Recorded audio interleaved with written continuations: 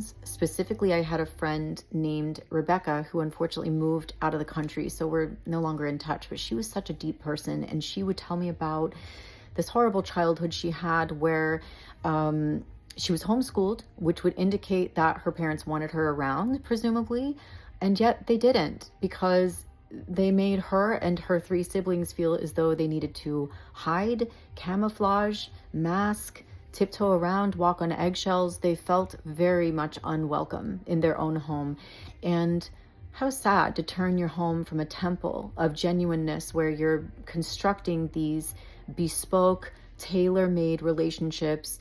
The home should be a laboratory of unmasking. And in theory, if we got really good at unmasking in the home, we could tiptoe out into the world and have the courage to unmask before the world. But because nobody's even getting that primary, that elementary education inside the home of how to be genuine, what we actually do is the opposite. The home becomes an extension of the streets. It's no longer a sanctuary or a temple of genuineness. It becomes just another area of social life. So that's really too bad that you also had to mask in the home. My friend Rebecca actually has a term for the way her parents raised her. She calls it proximal neglect.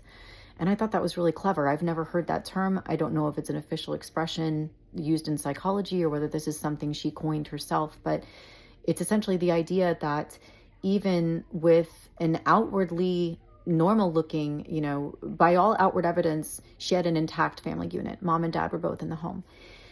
However, she was proximally neglected. Am I saying that right? Proximally neglected. Yeah, to the extent that she was unmothered, she was unfathered. She was encouraged to not be herself, to be as small as possible, to kind of disappear inside the space of her own home. So she was something like an orphan, even though she technically wasn't.